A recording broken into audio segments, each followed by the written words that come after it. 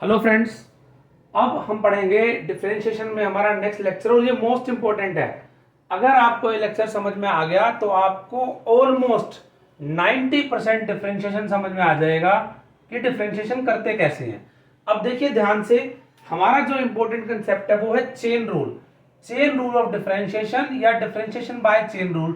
आपको कोई कहेगा नहीं चेन रूल से करना है, आपको सिर्फ क्वेश्चन गिवन होगा और आपको समझना है कि चेन रूल अप्लाई कैसे होता है।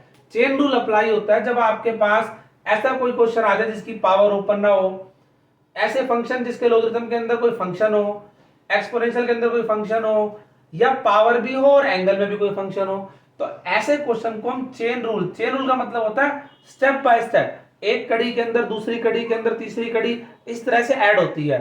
तो हमारे पास बेसिक हमारे पास क्या है, इसके अंदर होता है सबसे पहले तो हम करेंगे पावर का, कि आपकी सबसे पहले पावर है, उसके बाद हम करेंगे फंक्शन का कि उसके अंदर कौन सा फंक्शन है, और लास्ट हम करेंगे एंगल का।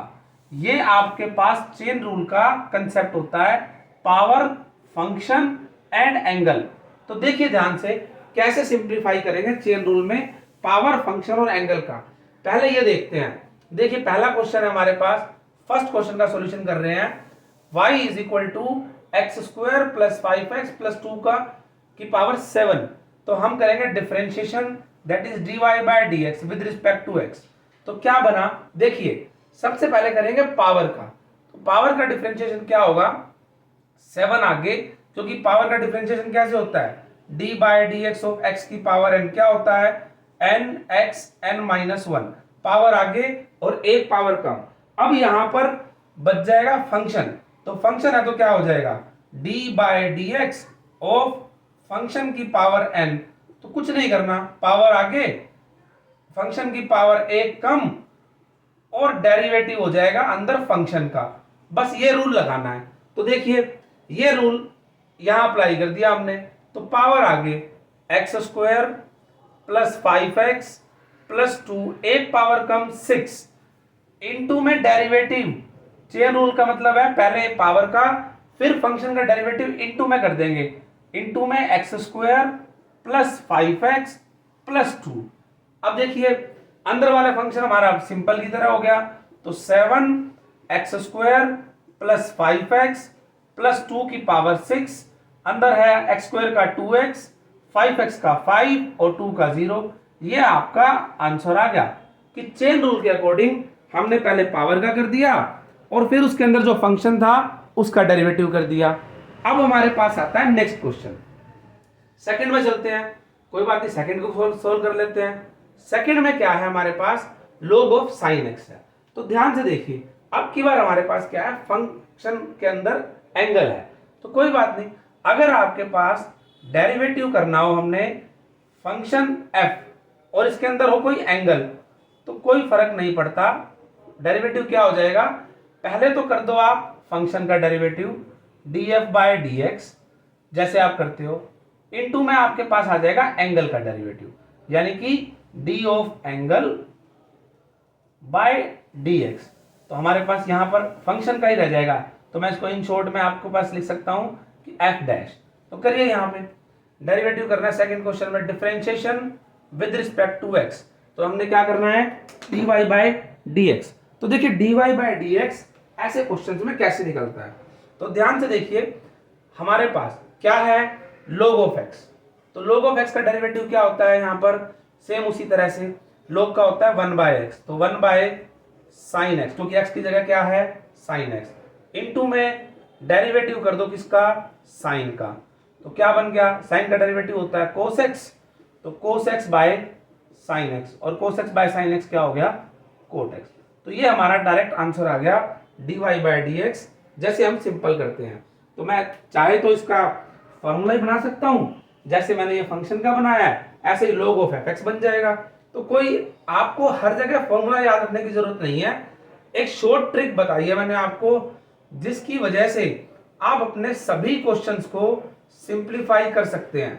तो ये ट्रिक क्या कहती है कि आपको क्या करना है, पहले पावर का, फिर फंक्शन का और फिर एंगल का साथ में करते जाओ और मल्टीप्लाई करते जाओ।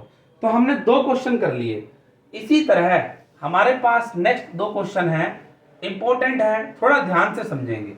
देखिए आज के क्लास के बाद आपको डेरिवेटिव किसी भी तरह का पूछा जाए आप उसको सिंप्लीफाई कर लेंगे। अगला जो क्वेश्चन है वो क्या है, e की पावर 10x रूट 10x। तो करिए डेरिवेटिव यानी dy बाय dx। e की पावर फंक्शन का डेरिवेटिव, e की पावर का डेरिवेटिव क्या होता है, e की पावर x, जैसे है वैसे का वैसे रह जाएगा। इनटू में कर दो आप फंक्शन का डेरिवेटिव। बट अब की बार जो फंक्शन है वो आपका सिंपल नहीं है, फंक्शन भी कैसा है आपके पास, रूट ऑफ टेंजेंट x। तो कोई बात नहीं, आप इसको भी सिंप्लीफाई कर लीजिए।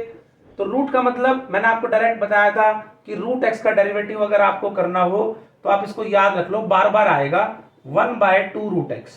तो अब x की जगह हमारा फंक्शन है तो 1/2 रूट टेंजेंट x। इनटू में ये पावर हो गई, अब फंक्शन का अंदर टेंजेंट, तो टेंजेंट x का, तो क्या बन गया, e की power root tangent x by 2 root tangent x, और टेंजेंट x का डेरिवेटिव क्या होता है, secant स्क्वायर x। तो this is your answers of your third question. अब जो फोर्थ क्वेश्चन है वो इंपॉर्टेंट है। दोस्तों अगर आपको ये लेक्चर समझ में आ रहा है तो आप इसको लाइक जरूर करें ताकि आपके हर क्वेश्चन आगे धीरे धीरे सिंप्लीफाई हो सके।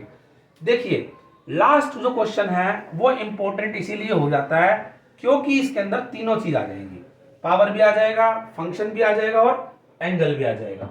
तो देखिए मेरे पास क्वेश्चन क्या है, क्वेश्चन है मेरे पास ये y इज इक्वल टू कोस की पावर 5 और एंगल है x स्क्वायर प्लस 2x। तो देखिए dy बाय dx कर रहा हूं, ध्यान से देखना, पहले पावर का क्या होता है, 5 आगे एक पावर कम और जो है वो एज इट इज, खत्म नहीं होया, इनटू में d by dx of cos x square plus 2x, यानी कि जिसकी पावर है वो एज इट इज आ जाएगा, उसका डेरिवेटिव करना है। तो करिए आगे, ये 5 cos 4 x square plus 2x। अब कोस का डेरिवेटिव क्या होता है, माइनस साइन, तो आप कर दीजिए minus sine x square plus 2x, तो कोस का हो गया। अब साथ में जो हमारा इंपॉर्टेंट कंसेप्ट है वो ये है इसके फंक्शन का, तो साथ में इसका फंक्शन करना है। फंक्शन क्या है, d बाय dx क्या है, x स्क्वायर प्लस 2x।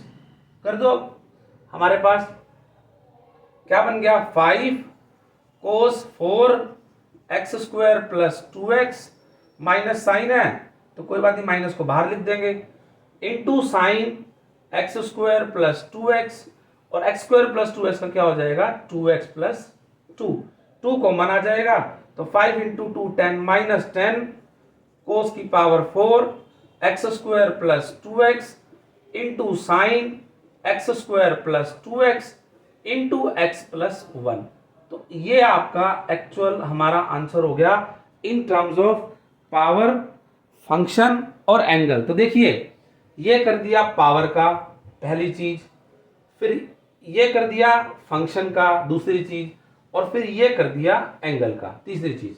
तो पावर, फंक्शन, एंगल, इस तरह से आप अपने क्वेश्चंस को सिंप्लीफाई कर सकते हो। अगर आपको ये चेन रूल समझ में आया हो, आप कोई भी क्वेश्चन कर लेना, आप चेन रूल के अकॉर्डिंग आपके सभी क्वेश्चन हो जाएंगे। आपको कुछ पुट नहीं करना कि u माने du बाय dt करें, सबसे आसान तरीका मैंने आपको सिखा दिया, आपको कोई भी नहीं बता पाएगा ये। अगर आपको ये लेक्चर समझ में आया हो तो आप इस चैनल को लाइक करो, सब्सक्राइब करो, शेयर करो। Thanks for all of you watching this lecture.